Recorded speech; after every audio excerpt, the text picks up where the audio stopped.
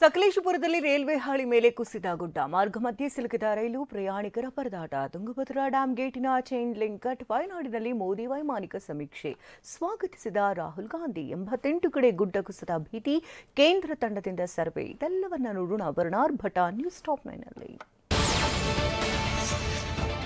ಹಾಸನ ಜಿಲ್ಲೆಯ ಸಕಲೇಶಪುರದಲ್ಲಿ ಬಿಟ್ಟು ಬಿಟ್ಟು ಬರ್ತಾ ಇರುವ ಮಳೆಯಿಂದಾಗಿ ಪರ್ವತಗಳ ಸಾಲಿನಲ್ಲಿ ಭೂಕುಸಿತ ಶುರುವಾಗಿದೆ. ಸಕಲೇಶಪುರ ತಾಲೂಕಿನ ದೊಡ್ಡನಾಗರ ಗ್ರಾಮದ ಬಳಿ ರೈಲ್ವೆ ಮಾರ್ಗದಲ್ಲಿ ಭೂಕುಸಿತವಾಗಿದ್ದು ರೈಲು ಹಳಿ ಮೇಲೆ 10 ಅಡಿಯಷ್ಟು ಮಣ್ಣು ಬಿದ್ದಿವೆ. ಬೃಹತ್ ಬಂಡೆಗಳು ಕೂಡ ಉರುಳಿವೆ. ಅಷ್ಟಕ್ಕೂ ಮಧ್ಯರಾತ್ರಿನೇ ಗುಡ್ಡ ಕುಸಿತ ಆಗಿದೆ. ರೈಲ್ವೆ ಸಿಬ್ಬಂದಿಯಿಂದ ಅನಾಹುತ ತಪ್ಪಿದೆ.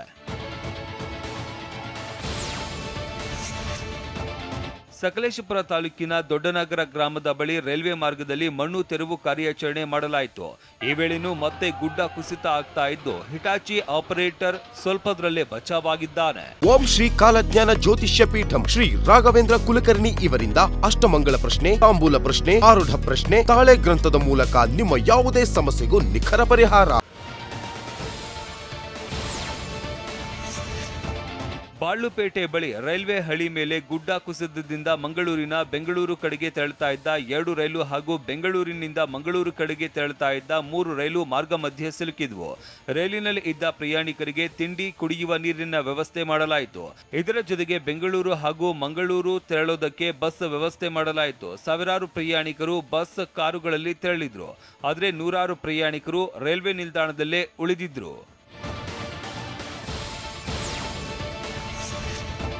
ಮಳೆಯಿಂದ ಕೊಪ್ಪಳ ತಾಲೂಕಿನ ಮುನಿರಾಬಾದ್ ಬಳಿ ಇರುವ ತುಂಗಭದ್ರಾ ಜಲಾಶಯ ತುಂಬಿ ತುಳುಕ್ತಾ ಇದೆ. ಸಂಭ್ರಮಿಸುವ ಮಧ್ಯೆ ಜಲಾಶಯದ 19ನೇ ನಂಬರ್ ಗೇಟ್ನ ಚೈನ್ ಲಿಂಕ್ ಕಟ್ ಆಗಿದ್ದು ಆತಂಕ ಸೃಷ್ಟಿಸಿದೆ. ತಡರಾತ್ರಿ 11 ಗಂಟೆ ಸುಮಾರಿಗೆ ಕಟ್ ಆಗಿರುವ ಚೈನ್ ಲಿಂಕ್ ತುಂಡರಿಸಿದೆ. ಸದ್ಯ ಜಲಾಶಯದ ಗೇಟ್ ರಿಪೇರಿ ಕಷ್ಟ ಸಾಧ್ಯ ಎನ್ನಲಾಗ್ತಾ ಇದೆ.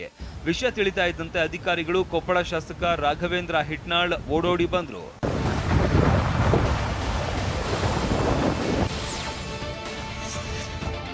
ತುಂಗಭದ್ರಾ ಡ್ಯಾಂನ 19ನೇ ನಂಬರ್ ಗೇಟ್ನ ಚೈನ್ ಲಿಂಕ್ ಕಟ್ ಆಗಿದ್ದು 35,000 ಕ್ಯೂಸೆಕ್ ನೀರು ಹರಿದು ಹೋಗ್ತಾ ಇದೆ. ಎಷ್ಟು ದಿನ ಡ್ಯಾಂನಿಂದ ನದಿಗೆ ಒಟ್ಟು 48,000 ಕ್ಯೂಸೆಕ್ ನೀರನ್ನ ಬಿಡಲಾಗ್ತಾ ಇದೆ. ಆದ್ರೀಗ ಎಷ್ಟು ಪ್ರಮಾಣದ ನೀರು ಹರಿದು ಹೋಗ್ತಾ ಇದ್ದು ಅಕ್ಕಪಕ್ಕದ ರೈತರು ಆತಂಕದಲ್ಲಿದ್ದಾರೆ. ಇನ್ನು ನದಿ ಪಾತ್ರದ ಜನ ಎಚ್ಚರದಿಂದ ಇರುವಂತೆ ಸೂಚಿಸಲಾಗಿದೆ.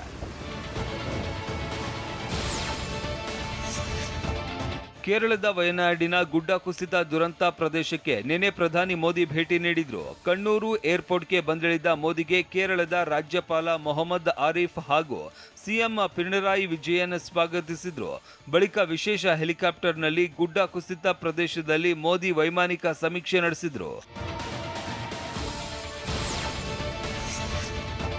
ವೈಮಾನಿಕ ಸಮೀಕ್ಷೆ ಬಳಿಕ ಓಂ ಶ್ರೀ ಕಾಲಜ್ಞಾನ ಜ್ಯೋತಿಷ್ಯ ಪೀಠ ಪ್ರಧಾನ ತಾಂತ್ರಿಕ್ ಪಂಡಿತ್ ಶ್ರೀ ರಾಘವೇಂದ್ರ ಕುಲಕರ್ಣಿ ಇಷ್ಟಪಟ್ಟವರು ನಿಮ್ಮಂತೆ ಆಗಲು, ಗಂಡನ ಪರಸ್ತ್ರೀ ಸಹವಾಸ ಬಿಡಿಸಲು, ಇನ್ನೂ ಮುಂತಾದ ಕಠಿಣ ಹಾಗೂ ಗುಪ್ತ ಸಮಸ್ಯೆಗಳಿಗೆ ಶಾಶ್ವತ ಪರಿಹಾರ ತಿಳಿಸುತ್ತಾರೆ. ಹಿಂದೆ ಭೇಟಿ ಕೊಡಿ. ಮೊಬೈಲ್ ಸಂಖ್ಯೆ 9800020205. ಪ್ರಧಾನಿ ಮೋದಿ ಗುಡ್ಡ ಕುಸಿತದ ಜಾಗಕ್ಕೆ ಎಂಟ್ರಿ ಕೊಟ್ಟಿದ್ದಾರೆ. ಬಂಡೆಗಳು ಬಂದು ಬಿದ್ದಿರುವ ಜಾಗದಲ್ಲಿ ಹೆಜ್ಜೆ ಹಾಕಿದ್ದಾರೆ. ಪಂಚರಿ ಮಠ, ಮುಂಡಕೈ, ಚೂರಲ್ಮಲಾದ ಬಗ್ಗೆ ಸೇನಾಧಿಕಾರಿಗಳಿಂದ ವಿವರಣೆ ಪಡೆದುಕೊಂಡಿದ್ದಾರೆ.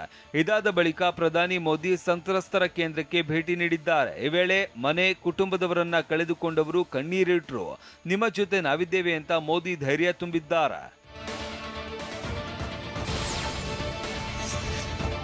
ಪ್ರಧಾನಿ ಮೋದಿ ವಯನಾಡು ಭೇಟಿಯನ್ನ ವಿಪಕ್ಷ ನಾಯಕ ರಾಹುಲ್ ಗಾಂಧಿ ಸ್ವಾಗತಿಸಿದ್ದಾರೆ. ಈ ಬಗ್ಗೆನೂ ಭೇಟಿಗೂ ಮುನ್ನ ಟ್ವೀಟ್ ಮಾಡಿ ಕೇಂದ್ರ ಸರ್ಕಾರ ರಾಷ್ಟ್ರೀಯ ವಿಪತ್ತು ಅಂತ ಘೋಷಿಸುವ ನಂಬಿಕೆ ಇದೆ ಅಂತ ಹೇಳಿದ್ರು. ವಯನಾಡು ದುರಂತವನ್ನು ರಾಷ್ಟ್ರೀಯ ವಿಪತ್ತು ಎಂದು ಘೋಷಿಸಲಿದ್ದಾರೆ ಎಂಬ ನಂಬಿಕೆ ಇದೆ.